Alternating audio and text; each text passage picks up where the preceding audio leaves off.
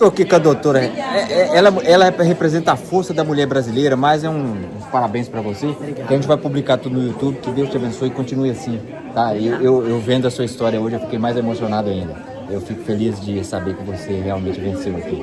Eu também vim para vencer. Tem 6 meses, sou um bebezinho aqui e eu vim para vencer. É por isso que você tá sem ruga. Mais ou menos, tá? E muito obrigado.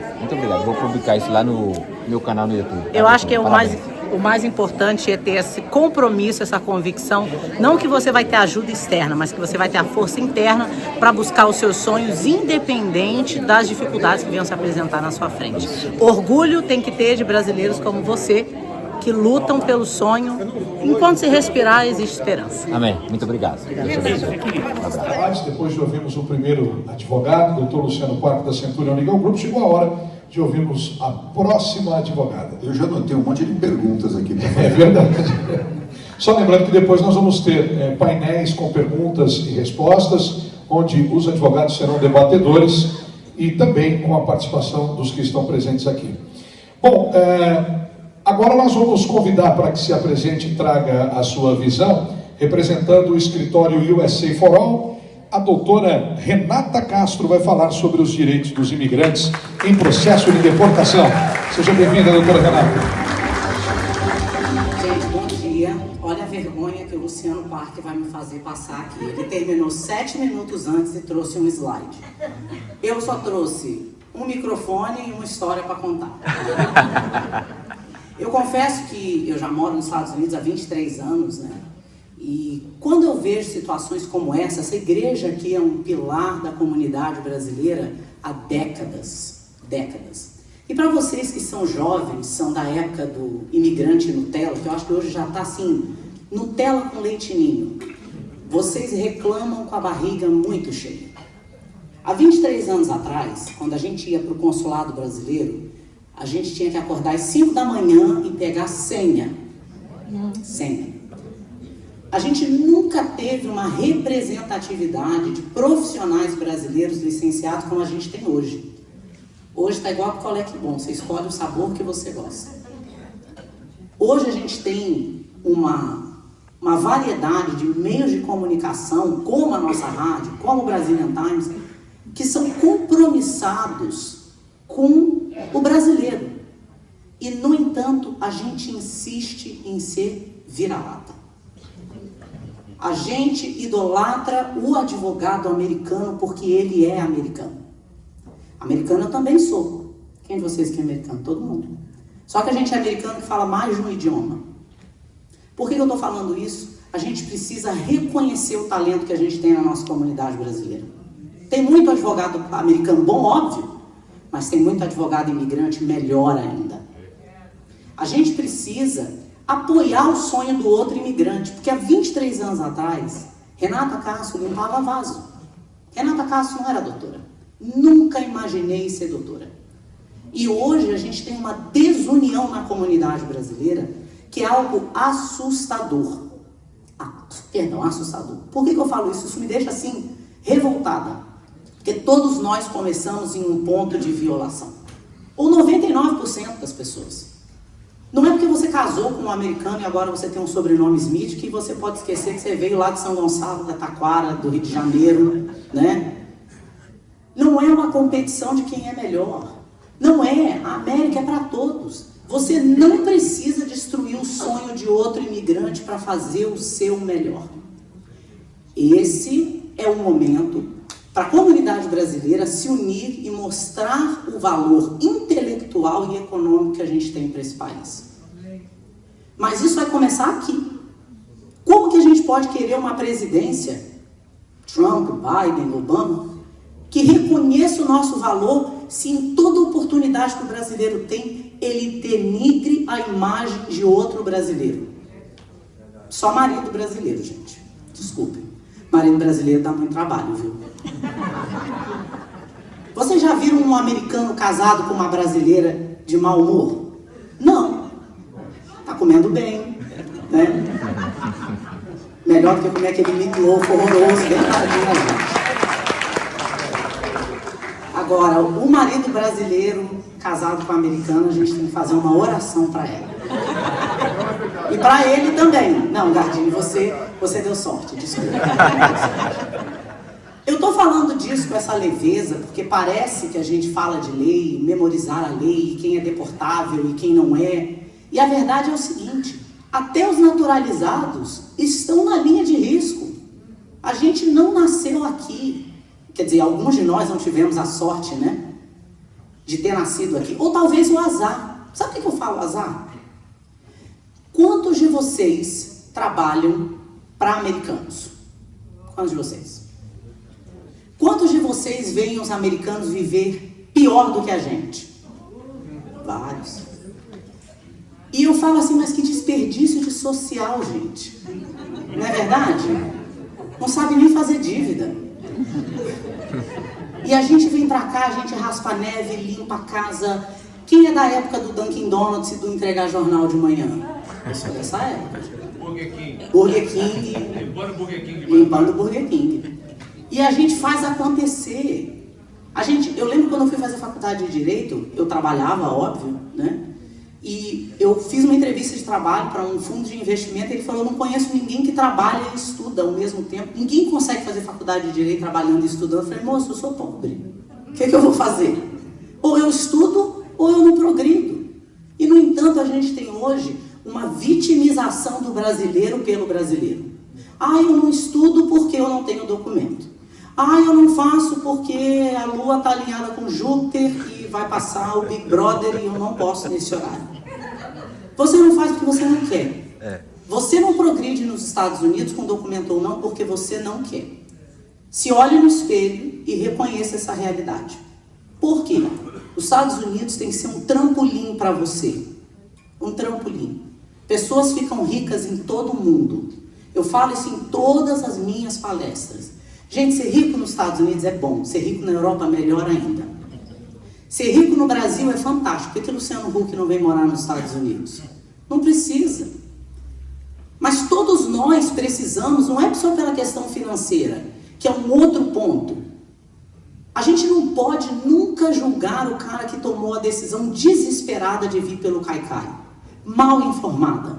Porque hoje, com a internet, a gente tem informações que você chega ali em Marlboro, em Framingham, você já compra um Dodge Challenger, barato, né? Você ganha $2.000 o dia e o seu green card é impresso ali na esquina do lado do Mineirão Market. É mentira. Na minha época, a gente vinha pronto para trabalhar. Gente, eu lembro o primeiro trabalho que eu arrumei, eu não lembro nem quanto que eu ia ganhar, eu só fiquei feliz de saber que eu ia trabalhar e que eu ia ter dinheiro para pagar o quarto. Então eu estou compartilhando isso com vocês, porque essas oscilações imigratórias, elas são uma realidade desde os ataques terroristas do 11 de setembro. Quando eu cheguei em julho de 2002, eu morava em Everett, quer dizer, quem não mora em Everett, né? Ou em Somerville. Somerville na minha época era horroroso, hoje em dia é apartamento de $1 milhão, né? E eu morava em Everett, e eu lembro que eu ia no restaurante, eu não lembro se era Café Belô ou Café Mineiro, um restaurante pequeno de esquina na Ferry Street, e a gente ia pegar os papeizinhos para procurar quarto para alugar. E aí um dia, estava aquele comboio de brasileiro, né, porque não tem carro, vai pegar o ônibus, que também é um privilégio para vocês que estão aqui em Massachusetts, ter acesso ao transporte público, ter acesso a uma saúde pública, ter acesso a uma carteira de motorista. E ainda assim tem as reclamações infinitas, mas enfim. E daí, eu me lembro como se fosse hoje, passou um carro de polícia, estávamos eu e meu primo, que já morava aqui mais tempo do que eu, e eu olhei para o carro de polícia, né, eu estava ali hipnotizada, porque eu achei, né, é como se eu estivesse vivendo um filme. E ele falou, olha para baixo. Eu falei, mas por quê? Aí ele falou, porque a gente é imigrante. Você olha para ele, ele te para. Eu falei, mas por que? Eu só olhei, não, olha para baixo. Aí eu falei, olha para cima, olha para baixo, olha para cima, olha para baixo. E a gente viveu aquele pânico. Quem se lembra dessa época? Hoje, o imigrante vai para a internet falar, eu já entrei 4 vezes pela fronteira, meu filho, fica quieto. Você não tem que se expor à sua realidade migratória para você, para Deus, para o seu advogado, para o seu pastor, e olhe lá. Porque as pessoas que tentam fazer mais mal para o imigrante são as que têm profundo conhecimento da realidade, da vulnerabilidade migratória dele.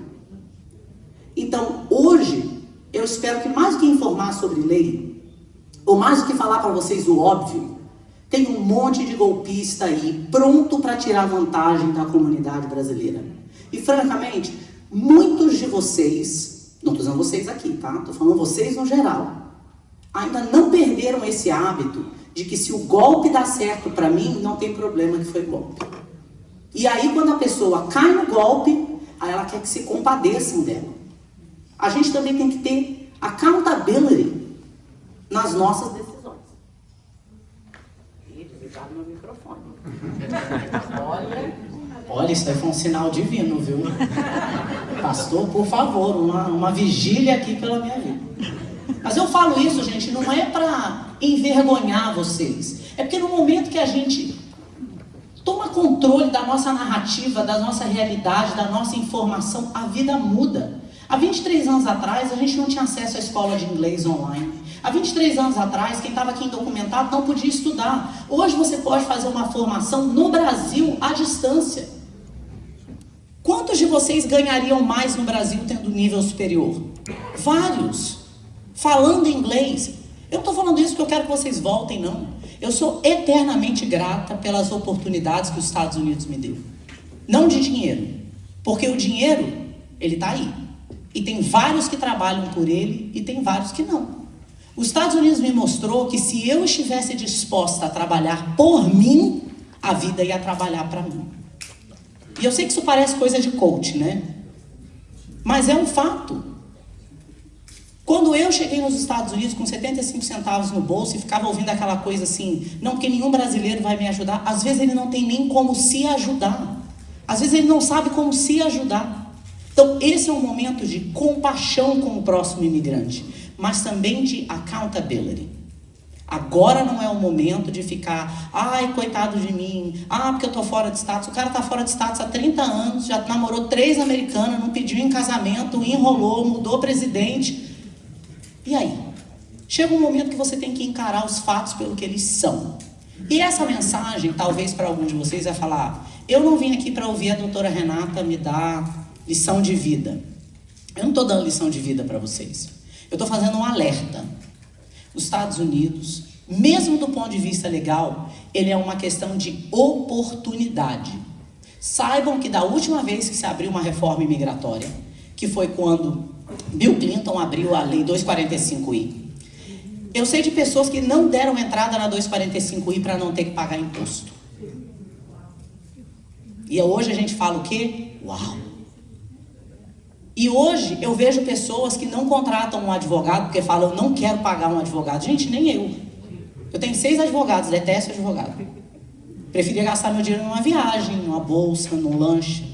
Mas sabe o que eu gosto do advogado? Eu gosto do problema que ele evitaria que eu tivesse. É igual o médico, ninguém quer ir no médico. Você vai no médico, você já está morrendo. Igual no Google, você tem uma dor de cabeça, ou é câncer, ou é problema de coração. A gente precisa estar preparado para encarar essas realidades desafiadoras, porque esse é o grande propósito dos Estados Unidos. É mostrar para a gente até que ponto a gente consegue chegar.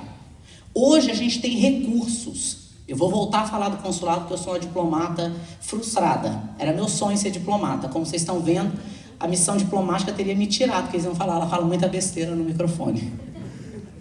Mas hoje a gente tem uma missão diplomática comprometida com a realidade do imigrante e se mobilizando num sábado. Num sábado. Vocês imaginam o que é trabalhar até as 9 horas da noite? Gente, brasileiro é um cliente difícil, viu? Eu já vi tanta gente fazendo barraco com o pessoal do consulado e eles trabalham, viu? Eles ganham pouco, eu posso falar, desculpa, mas eles ganham pouco. E a gente não tem o menor reconhecimento pelo compromisso que eles têm com a gente. A gente acha que eles estão fazendo porque não fazem mais do que a obrigação. Ninguém tem obrigação de nada. Nós temos obrigações com nós mesmos, de tomar as rédeas da nossa vida. Então você está fora de status? Hoje eu tenho uma mensagem para você que não tem caso. Que infelizmente nem todo mundo vai se legalizar. Você que não tem caso, vai tratar de juntar dinheiro. Vai tratar de estudar. Vai tratar de ter um plano B. Não fique esperando, deixando o tempo passar, porque a moeda mais importante que o imigrante perde nos Estados Unidos é o tempo. Um dia a gente acorda, já não tem mais 20 anos, já não aguenta mais trabalhar na construção da forma que trabalhava. E aí? Qual o planejamento que você fez? Qual? Você precisa pensar nessa situação para você. Eu, como advogada, não ganho para dizer isso. Eu ganho para te apresentar uma solução. Mas eu espero falar mais alto ainda com quem não tem solução. Por que eu digo isso? Mais uma vez, a gente sai do Brasil e o Brasil não sai da gente. E tem muita coisa boa sobre ser brasileiro. Gente, eu sou do Rio de Janeiro. Carioca tinha que ser estudado. Não é verdade? O carioca tinha que ser estudado. Porque as coisas que acontecem no Rio de Janeiro, eu acho que a NASA não vai porque eles não querem ser humilhados. Opa. Mas eu falo isso porque a gente também tem um lado ruim, que os Estados Unidos também têm. E a gente está aqui nessa terra de oportunidade, de informação, de acesso. E a gente continua com as mesmas desculpas que a gente tinha lá atrás. E a gente perpetua isso para a gente e para os outros imigrantes. Quando eu cheguei há 23 anos atrás, e eu fui trabalhar na construção, e eu me lembro como se fosse hoje, meu primeiro trabalho na construção eu limpava demolição. Trabalho difícil, viu? Pesado. Mas quantos de vocês aqui fazem trabalho pesado? Todo trabalho é pesado. Vocês veem a gente, advogado, aqui, é um trabalho incrivelmente pesado. A responsabilidade de famílias nas nossas costas todos os dias. E muita gente pensa que é fácil, que é preencher um formulário, ou que é só limpar uma casa, ou que é só botar um drywall. Todos os trabalhos têm valor, gente. A gente precisa mudar esse conceito que a comunidade brasileira tem tão forte de degradar trabalhos que eles não consideram glamurosos. Eu conheço muita house cleaner multimilionária. E me dá orgulho, viu? Eu fui à casa de amigos em Canérica, vou contar essa história rapidamente, já que o parque deixou os 7 minutos dele. Eu, como boa carioca, vou usar. Eu fui a Canérica, a casa de uma família conhecida minha em Westport. Quando eu cheguei, eles americanos falaram: Renata, as minhas house cleaners querem te conhecer pessoalmente. E, né, aquela coisa de brasileiro, abracei e tal. E as meninas estavam lá vestidas com roupa de house cleaner. Qual que é o uniforme de house cleaner? Legging, pochete. Aqui não é camisa de político, mas é camisa de corrida, suja de Clorox. Todos nós já usamos isso, gente, não é vergonha não. E aí ela abraçando, conversando, eu olhei para ela e falei assim: danadinha, viu? Eles não têm a menor ideia da situação financeira que você vive. Ela riu. Família rica, né? Aí ela riu e falou: eu tenho 2 casas quitadas e meu marido é eletricista. Aí eu falei: tá ganhando dinheiro. E por que eu compartilho isso? O dinheiro dela não é diferente do meu. Não é diferente, não, do Gardini vai ser, gente. Mas o dinheiro dela não é diferente de uma pessoa documentada. A gente que veio de pobreza, porque hoje em dia todo mundo vem para os Estados Unidos para viver ano sabático, né? Todo mundo era CEO e fazendeiro no Brasil. Eu não era. Eu era pobre. Eu não tenho a menor vergonha de dizer que eu era pobre. A gente precisa perder essa vergonha, porque quando a gente perde a vergonha, a gente consegue entender o que a gente pode fazer a partir dali. Então você que é imigrante que está aqui, saiba que, na minha opinião, só tem um American que importa. O Lombardi sabe dessa história. É o American Express. É esse que importa. Esse é o diferenciador. Não porque quem tem dinheiro é melhor do que o outro, mas é como você utiliza as oportunidades que os Estados Unidos apresentam para você, principalmente você indocumentado.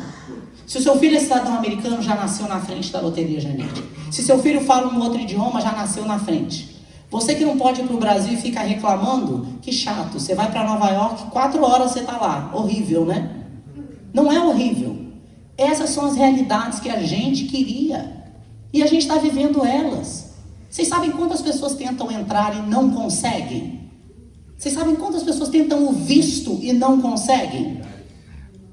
Você já está na frente de milhares de pessoas. E você está na frente de quem você achava que era quando você tentou vir para cá. Então você que é imigrante, que está com medo, eu não quero ser preso. Ninguém quer ser preso, ninguém acorda e fala: nossa, que dia lindo para ser preso. Esse dia não acontece. Não deixe o pânico dominar você. Mas seja responsável pela sua condição. O consulado e as igrejas brasileiras não têm condições financeiras de arcar com a demanda de indivíduos que são detidos pela imigração.